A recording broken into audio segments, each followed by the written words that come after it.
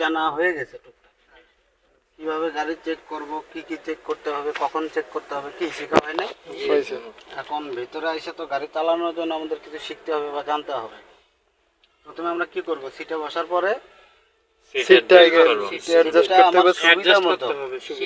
সুবিধা মতো ঠিকঠাক কইরা অ্যাডজাস্ট কইরা নিব। সিট বেল্ট বানতে হবে। তারপরে কি করতে হবে,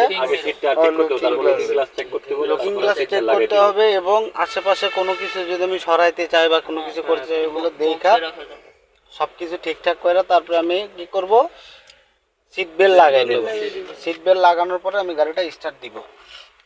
আর স্টার্ট দেওয়ার পূর্বে বা স্টার্ট দেওয়ার পরে আমি কিভাবে যাব, কোন সুইচের কাজ কি, এগুলো তো জানতে হবে। কে জানা লাগবে না?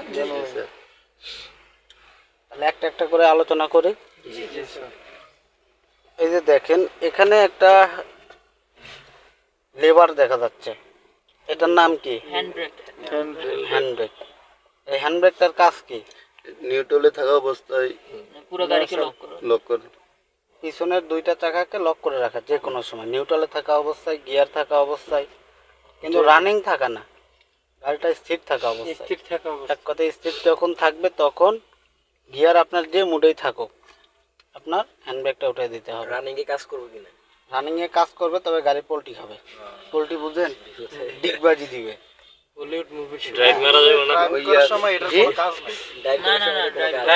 এক কথায় গাড়ি রানিং অবস্থায় হ্যান্ডব্রেকের কোনো কাজ নাই। গাড়ি যখন এইভাবে স্থির থাকবে তখন আপনি হ্যান্ডব্রেক ব্যবহার করতে পারবেন। এদিক সেদিক না যায়।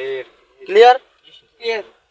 এই যে দেখেন এখানে যে লেবারটা দেখতেছেন এটার নাম কি? Gear liver.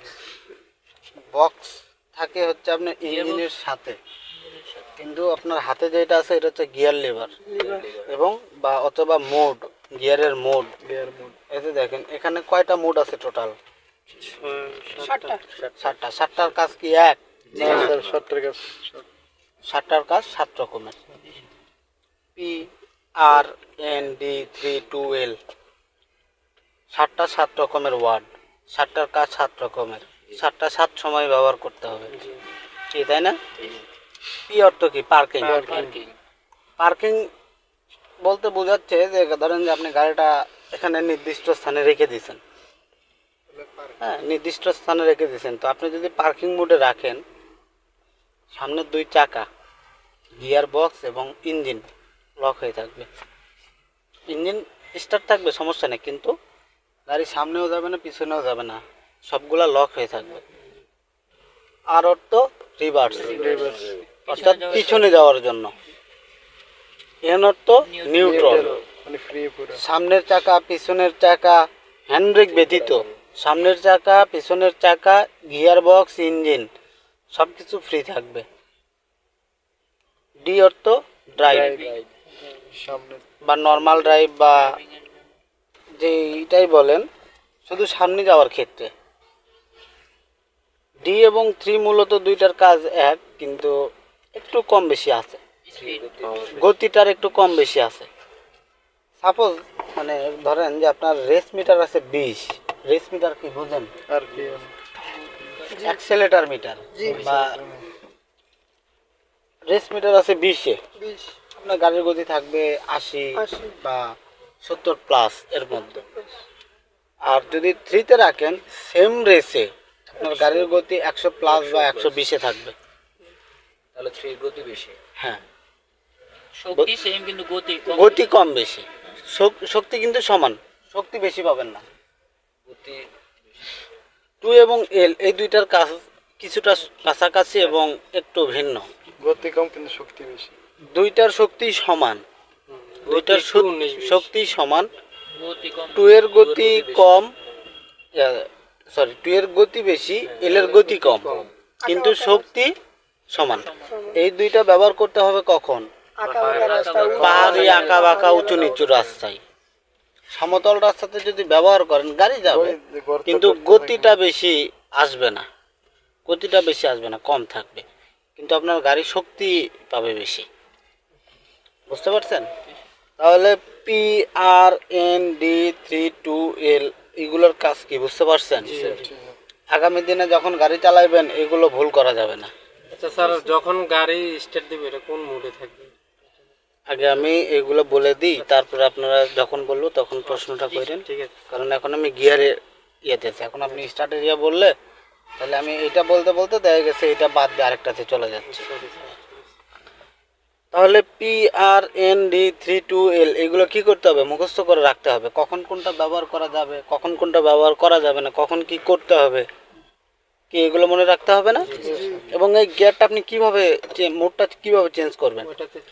গিয়ার লেবার এইভাবে টান দিলে আসবে না, এটা লক হয়ে আছে। আর যদি আপনি বেশি জোরের চাপ দিয়ে নিয়ে আসেন, লকটা যে কোনো সময় ছুটে যাওয়ার সম্ভাবনা বেশি। আর যদি লকটা ভাঙে তাহলে পুরো সেটটা চেঞ্জ করতে হবে। এখানে একটা পুশ সুইচ আছে বা আনলক সুইচ আছে, এটা দেখেন আনলক। আপনার আগে আমি শেষ করি তারপরে বলতেছি তো। দেখেন অনেকেই পুশটা ধরে এইভাবে এইভাবে, আসলে এটা ঠিক না। একটা লক বা একটা সুইচের কি অর্ধেকটুকু দিলে কাজ হবে? হলেও সাময়িকভাবে হবে, কিন্তু পুরোপুরি না। এতে কি ওই জিনিসটা ক্ষতিগ্রস্ত হওয়ার সম্ভাবনা বেশি থাকে। এখানে পুশের চাপ, পুরো চাপ দিতে হবে, একদম পুরো চাপ দিয়ে দিতে আনতে হবে। তবে গিয়ার চেঞ্জ করার সময় অবশ্যই আপনাকে ব্রেকে চাপ দিয়ে রাখতে হবে। ব্রেক ছাড়া কোনো সময় গিয়ার চেঞ্জ করা যাবে না। আর গিয়ার চেঞ্জ করার আগে, মুডে দেওয়ার আগে আপনাকে হ্যান্ড ব্রেক নামায় নিতে হবে। হ্যান্ড ব্রেক নামায় নেওয়ার পরে ব্রেকে চাপ দিয়ে আপনি যে কোনো মুডে দিতে পারবেন। বুঝতে পারছেন? স্যার যখন ডি থেকে 3 যাব তখনও কি ব্রেকে চাপতে হবে? গাড়ি যে কোনো এই গাড়ি আপনার রানিংয়ে কোনো গিয়ার চেঞ্জ করা যাবে না। রানিংয়ে কোনো গিয়ার চেঞ্জ করা যাবে না। গাড়ি একদম এইভাবে স্থির করে দাঁড়াইতে হবে। তারপরে আপনি পুশে চাপ দিয়ে বাস আপনার যেটা প্রয়োজন, 3 2 হ্যাঁ স্থির থাকতে হবে। ম্যানুয়াল গাড়ি যেই রকম আপনি রানিংয়ে ক্লাসে চাপ দিয়া গিয়ার চেঞ্জ করে দেন, অটো গাড়ির ওই সিস্টেম নাই। এখানে যে কোনো একটা চেঞ্জ করতে গাড়ি স্থির থাকতে হবে, স্থির করতে হবে। তাহলে স্যার আমি কোন গতিতে যাব, মানে এই যে 3 ডি অথবা 3 এটা আমি আগে নির্ধারণ করতে হবে? আগে নির্ধারণ করতে হবে। ধরেন যে রাস্তা আপনি চালাচ্ছেন, আপনি নর্মাল ডিতে চালাইলেন, আপনি 100 120 30 পর্যন্ত উঠাইতে পারবেন। এটাই তো যথেষ্ট। যদি বলেন যে না আমার আরও একটু গতির প্রয়োজন, সেক্ষেত্রে গাড়িটাকে দাঁড় করায় নেবেন। দাঁড় করায় নিয়ে 3-তে দিয়ে তারপরে আপনি ইচ্ছা মতো টানবেন। আর কারো কোনো সমস্যা আছে গিয়ারে? এই যে দেখেন এটা কি স্টিয়ারিং। স্টিয়ারিং মাঝখানে কি আছে? হর্ন। ওই দিন মনে হয় আপনাদেরকে শিখিয়েছিলাম। এই দুইটা সুইচের কাজ কি জানেন তো? মিটার বোর্ডের কাজ বলে দিছি? তাহলে মিটার বোর্ডে আসি। হেডলাইট, পার্কিং ফিজ, এগুলো তো সব বলে দেওয়া হয়েছে। এই যে দেখেন এখানে টোটাল কয়টা মিটার দেখাচ্ছে? ভালো করে দেখেন, চারটা মিটার। বড় দুইটা এবং ওই বড়গুলোর ভিতরে আবার ছোট ছোট দুইটা আছে, দুই জায়গাতে দুইটা আছে।